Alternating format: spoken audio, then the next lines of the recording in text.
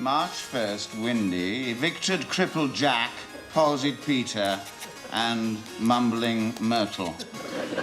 March 5th, frost. Mad Malcolm jumped from the church tower trying to fly. Died instantly. Ah, Grant, it's good to be home. Yes, sir. Be it so humble, there's no place like it. Indeed not, sir. London has its excitements, but too much excitement can be injurious to the health, Grant. I think there's a bit more to come yet, sir. What do you mean? There's a gentleman in the hall waiting to see you. What does he want? He says it's a private matter.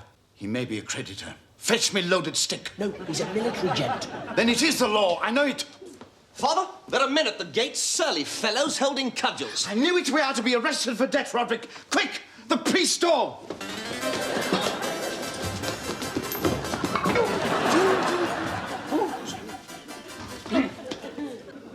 Colonel Barrington at your service. Colonel Barrington. Do I have the honour of addressing Squire Haggard? You do, sir. Your servant, sir. And your son. I represent Sir Joshua Farlaker in this matter. What matter? Some months ago, Sir Joshua challenged you to a duel, sir. You, having insulted his wife, impugned his daughter's honour, and written rude rhymes about him on the walls of several public houses. A little raillery, no more. Has he no sense of humour? Apparently not. He says that when you received his challenge, you were instantly taken ill, had to travel to recuperate, and finally were unavoidably detained in London upon pressing family business. Yes, that is true. Well, we now feel the time has come to conclude the matter. Conclude the matter? But I thought Sir Josh would have cooled down by now. Reconsidered the matter. On the contrary, he's keener than ever. He suggests that you meet him at Potter's Field by the hanging tree at dawn, where this affair may be satisfactorily concluded. And if pressing family business calls you away again, perhaps you could inform the people that we have posted at your gates, front and back. We could then, no doubt, bring the matter forward. What are you suggesting, sir? That my father would flee? That he's a coward? Tell Sir Josh that we damn him for his confounded impudence and look forward to giving him a taste of powder and shot. Steady, Roderick. Then you will act as your father's second? Right gladly, sir. Good. We shall, of course, as challengers, provide the surgeons and wagon to take away the fallen. Ha! Tell that to Sir Josh. He'll need them. My father shall walk from the field while Sir Josh will be leaking like a sieve. I admire your spirit, sir. Why, thank you, sir. We are residing at the Swan with Two Necks. Perhaps you'll call upon us to discuss the rules of engagement.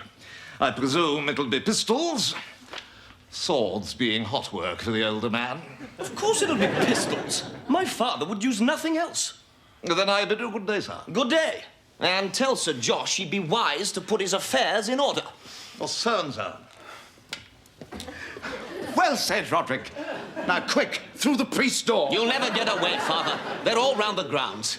No, you must stay and fight or forever be branded a coward. May I speak, sir? No, you may not, Grant. Let him speak, Father. Oh, you may speak, Grant.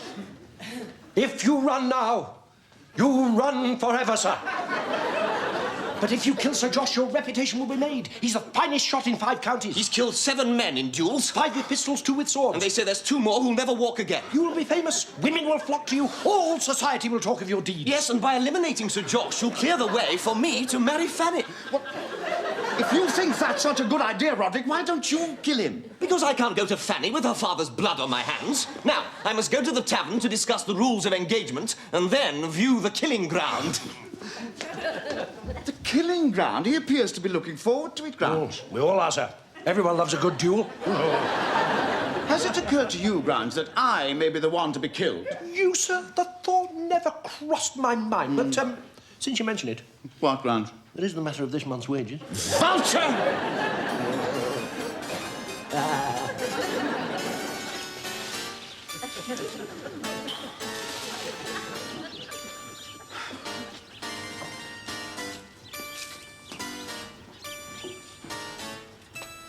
Grant, has Master Roderick returned yet? No, sir. I believe he's discussing the rules of engagement over a glass of Madeira. But he's certainly taking his time. I can see you grow impatient. Looking forward to it, sir. Yes, yes. Were it not for the eyes. The eyes? These old eyes aren't what they were, Grant. I'm not complaining. But I shall be fortunate if I hit me mark. Then why not use the sword? Your late father always preferred the sword. The Haggard blade. Oh, how he made it sing. It never failed. They never got near him. Of course they didn't. Because he was 2 foot longer than anybody else's. He's been banned from competition since 1750. Besides, I couldn't use the sword, not with the arthritis. Arthritis and bad eyesight, you are in a state, sir. Yes. If I were to fall, Grant, I have left you well provided for. Thank you, sir. On the other hand, perhaps you don't wish to gain from another man's death. Oh, I don't mind. After all, you can't take it with you. No. If I do fall, I'd like to be buried with me wife, Tibbs. Right. She's not dead yet, sir. Oh, no, I forgot. In that case, I wish to be interred in the tomb of my ancestor, Sir Andrew the Crusader. Oh, that would mean cutting your feet off. Sir Andrew was a small man and the tomb's on the short side. Of course, I always meant to enlarge it. So much undone, Grunge. I had meant to improve the conditions of the tenants, raise the servants' wages. Yours included, Grunge. Oh, yes, sir. Now, you may laugh at this, but I always intended to adopt you. What? I was having the papers drawn up there with the lawyer. Of course, it's too late now. Oh, so much to do. So little time. Any last requests, sir? Yes, now you mention it, there is. I'd like you to acquire some women's clothes for me. Yeah. Oh, well. I must say that's a surprise after all these years. I didn't realise you had those tendencies. Still, if that's your last request... No, it's not that, you fool. The house is being watched. We are continually observed through spyglasses. If I were to leave, they'd seize me. But if a female servant bidding a fond and tearful farewell of her master were to leave, no one would suspect. You mean you're going to bolt? Yes, and I prefer to do it before Master Roderick returns. Now, summon Betty.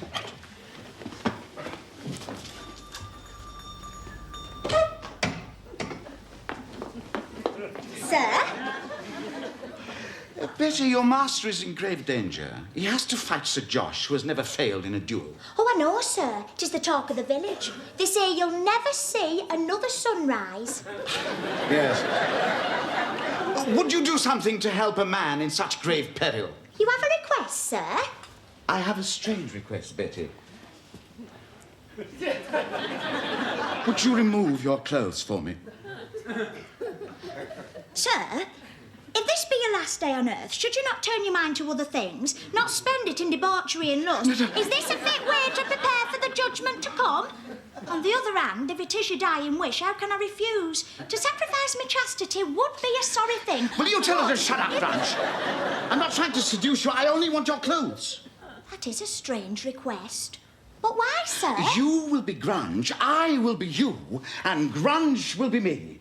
That's even stranger. Then what do we do? Then I make my escape. Oh. Will you do it for me, Betty? You'll have to wear my mother's clothes. Mine'll never encompass your lusty frame. So be it. And you want me to wear Grunge's clothes? They will be fumigated. Then I agree.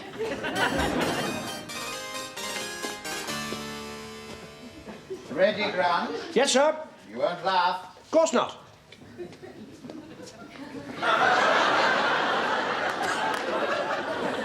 How do I look? Stunning, sir.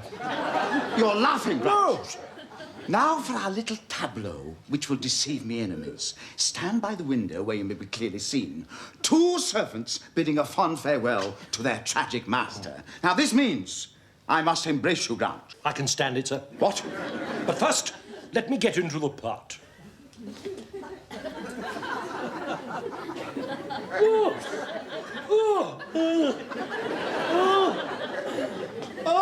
What do you think you're doing, Grant?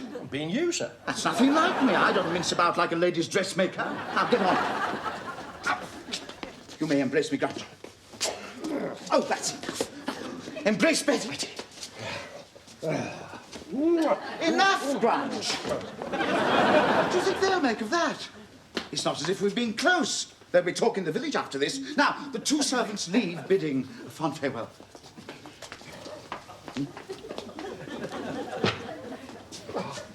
It's Roderick, he's back, and it's the worse for drink. Quick, Betty, the priest door. Glass of Madeira, Betty, and look sharp. I must say they were damned hospitable, if a little haughty. Sir Josh was at pistol practice. Never missed his target once. I said, wait until the target's firing back with lethal accuracy. It'll be a different thing then, I warrant, eh, Father? How shrunken you look, but be of good heart. I think he was in the mood to call it off if I were to forsake Fanny, but I told him never. Constant I am, and constant will I remain. Father?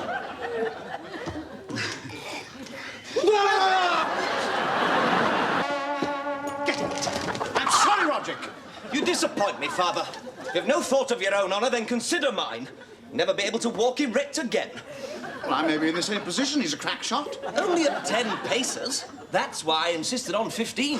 He won't find you an easy mark, especially if you stand sideways and make the target as small as possible. May I say something? No, you may not, Grant. Let him speak, Father. You may speak, Grant.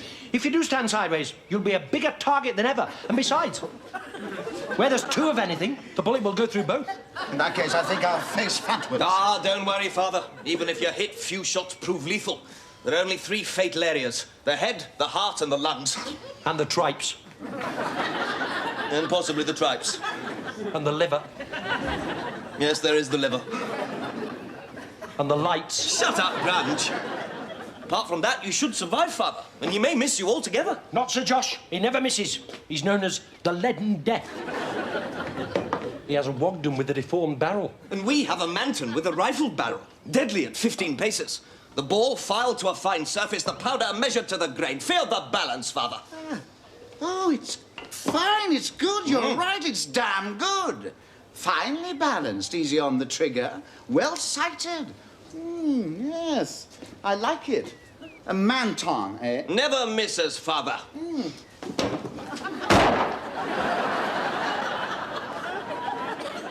You missed. I think we need to experiment a little further. Well, think of something, or I may have to club him to death. Sir Joshua to see you, sir. Don't lose your temper, Father. I'll try and restrain myself, Roderick. Ah, Sir George. Before you vent your spleen upon me, sir, allow me to explain. My daughter has persuaded me that there is no necessity for bloodshed, that a written apology will suffice. Oh, of course. Now, why didn't we think of this before? Excellent. We accept. Yes. Grunge, pen and ink for Sir Josh. What? No, it is your father who must apologize. Right? What? My father apologized so that people may call him a coward? My father says what he means and means what he says. He'll never apologize, and he damns you for a prating coxcomb. Roderick!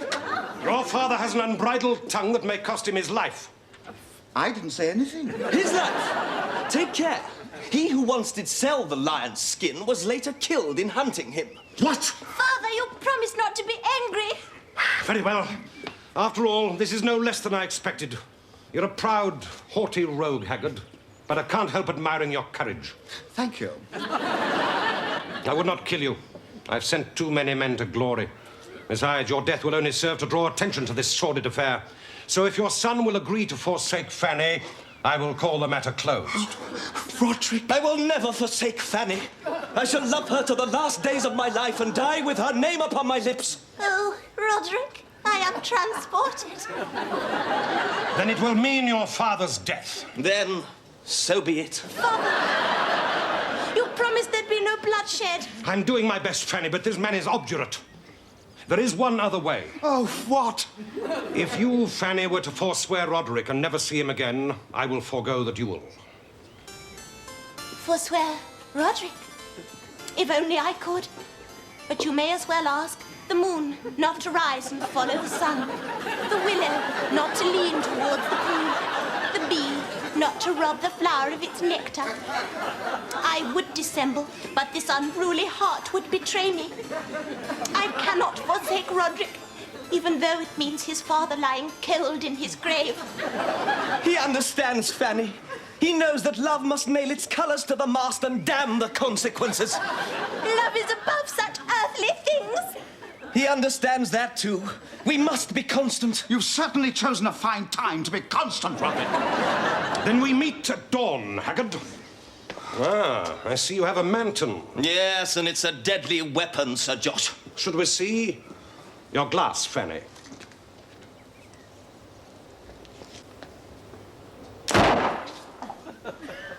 Good, but not as good as a Wogden. Come, Fanny.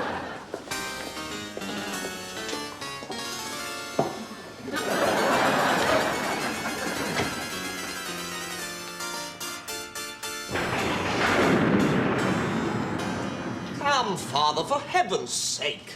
If this is to be your last night on Earth, be merry. Don't seem to be enjoying your food, sir. Anything else I can get you? 2 cods in oyster sauce? Fowl boiled, chine of mutton, codlin tart and cream? Don't give him too much. He'll be a bigger target than ever. No, thank you, Grant. I seem to have lost my appetite. Then what about a wench from the village, sir? Maybe your last chance. Never mind a girl from the village. What about Betty? She could make a man forget tomorrow. She can make a man forget his own name. Betty! Yeah, spend your last night in the arms of Venus and wake refreshed. Why not? Betty!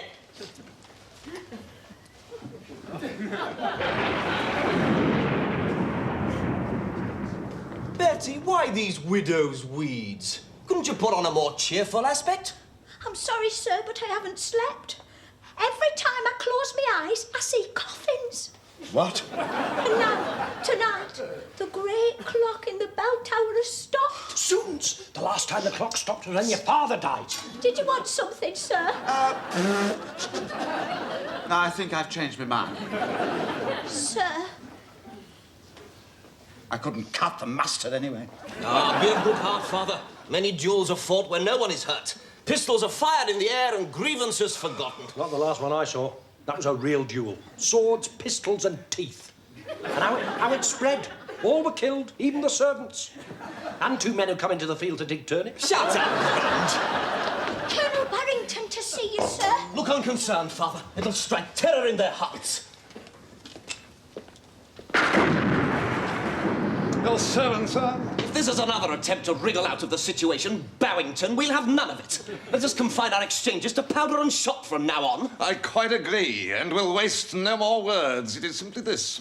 Sir Joshua extends his compliments and says that when he has concluded this affair with your father, he intends to confront you shortly afterwards. Pardon? He says you are an impudent young puppy, a threat to his daughter's happiness, and a perpetual thorn in his side. He says if you do not renounce Fanny, you will die. Ah, well, when you say renounce... Renounce her? Never. What? He will be faithful to Fanny even unto death. Am I not right, Roderick? Yes. The answer is as I expected. Here is Sir Joshua's glove on it. Huh? We meet at dawn.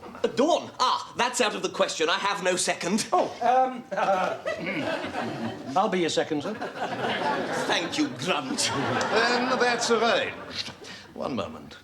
Are you the servant Grunge? Yes, sir? My servant extends his compliments, says he don't like your face and looks forward to crossing swords with you as soon as the gentlemen have finished. And now I bid you good night. Until dawn, gentlemen. Quick, through the priest's door. You'll never get away, Roderick. Besides, are we not men of honor?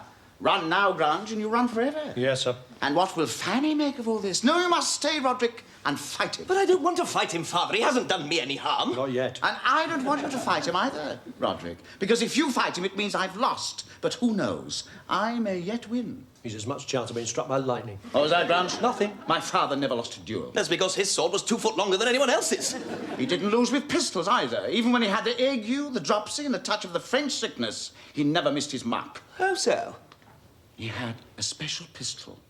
Was it a mountain? No, A Wogden. no. He had it built to his own specifications. It was known as the Haggard Invincible. My thunder! Why didn't you mention this before, Father? Well, I thought it might be considered cheating. What a size! What ball would that take then, sir? Not a ball, Grange. Rusty nails.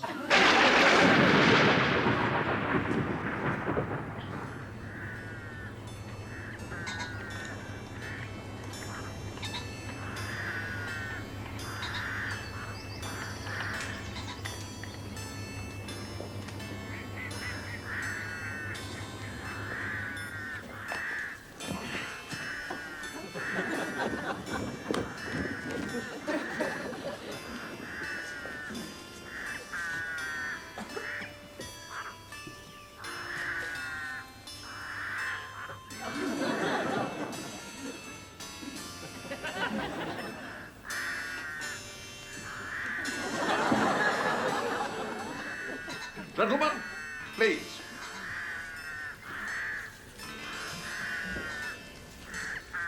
Is everything to your satisfaction, gentlemen? Yes? Indeed. The gentlemen over there are the surgeons. We have a clergyman for the last rites and a litter for the wounded. You've arranged things very well. My compliments to you. I suppose it is too late to expect you gentlemen to settle matters without bloodshed. Out of the question. Never. Very well. Your pistols are primed and loaded. Your seconds have examined them, gentlemen. I will ask you to stand back to back. Cock your pistols and at my command take 15 paces. When you have taken 15 paces, I will ask you to turn and then fire. You understand? Are you ready? Ready. Ready? 1, 2, 3, 4, 5, 6, 7, 8, 9, 10, 11, 12, 13, 14, 15, turn.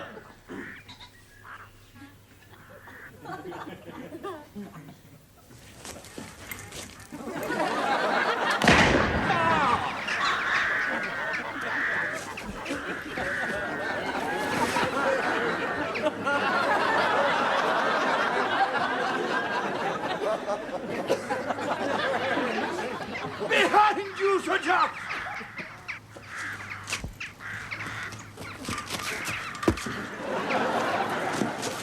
Honor is satisfied.